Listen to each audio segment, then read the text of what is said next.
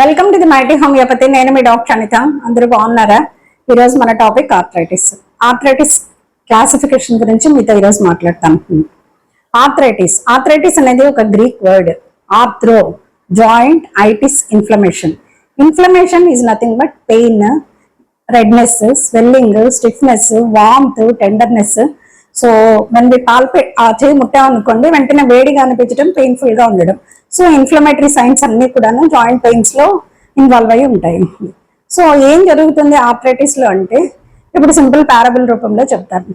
ఇప్పుడు మన ఐస్ కి ఐ ల్యాషెస్ ఎంత ఇంపార్టెంటో, ఎంత protection, and our nose also tiny hair ఎంత ఇంపార్టెంటో, అలాగే బోన్ లో కూడాను అప్పర్ పార్ట్, దాని పైన కార్టిలేజ్ అనే పార్ట్ ఉంటుంది.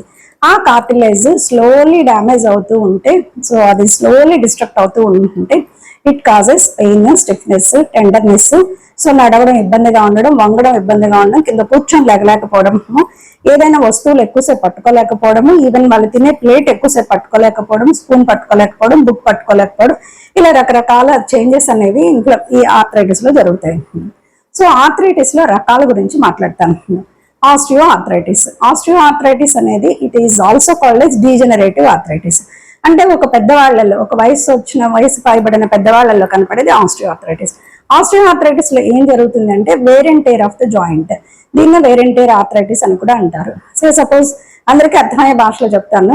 మన ఇంట్లో మిక్సీ ఒక 10 సంవత్సరాలు వాడాము, సో తప్పకుండా అది రిపేర్ అనేది వస్తుంది. అలాగే మన వస్తువులు ఎక్కువ వాడుతున్నాం, మన బండ్లు వాడుతున్నాం, మన కార్లు వాడుతున్నాము, టైర్లు ప్రాబ్లం అవుతాయి, బండి బోరింగ్ వచ్చిందంటాం. సో అదే విధంగా మన జాయింట్స్ కంటిన్యూస్ యూసేజ్ అవ్వడం వల్ల వేర్ అండ్ టేర్ లోపల సమ్ చేంజెస్ అనేవి జరుగుతాయి. రెస్ట్ తో ఆస్టియోఆర్థరైటిస్ అనేది పూర్తిగా విడుదలైతే పొందవచ్చు.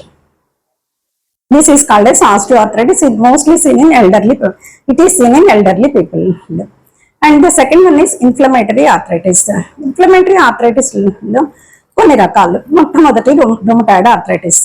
ఇది ఎక్కువ శాతము యంగర్ ఇండివిజువల్స్ లో, ఎల్డర్లీ పీపుల్ లో కూడా కనబడుతుంది. అండ్ రెండవది సోరియాటిక్ ఆర్థరైటిస్, అండ్ మూడవది యాంకిలోజింగ్ స్పాండిలైటిస్, నాలుగవది ల్యూపస్. అండ్ మూడో రకం ఆర్థరైటిస్ క్రిస్టల్ ఇండ్యూస్డ్ ఆర్థరైటిస్. అంటే యూరిక్ యాసిడ్ క్రిస్టల్స్ ఉండడం వల్ల, సో చాలా మందిలో గౌట్ అని వింటూ ఉంటాము, that is called yes gouty arthritis. And pseudo govt arthritis అని కూడా ఇంకొక రకం. అండ్ నాలుగవది రియాక్టివ్ ఆర్థరైటిస్ అంటే ఏదైనా ఇన్ఫెక్షన్ కానీ ఇన్ఫ్లమేషన్ కానీ బాడీలో ఎంటర్ అయినప్పుడు 1 నుంచి 7 రోజుల తర్వాత, ఇన్ఫెక్షన్ ఎంటర్ అయిన తర్వాత వచ్చేది రియాక్టివ్ ఆర్థరైటిస్. ఇది గట్ బ్యాక్టీరియా కానివ్వండి, urinary tract infection, and hepatitis B and C, and the fourth one is some sort of HIV and other infections. వీటి వల్ల వచ్చేది రియాక్టివ్ ఆర్థరైటిస్. ఇది classification of arthritis.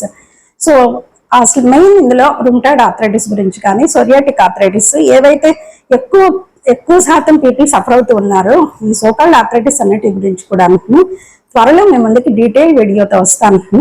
Thank you for watching and stay tune to the mighty homeopathy. సదా మీ వైద్య సేవలో మీ doctor.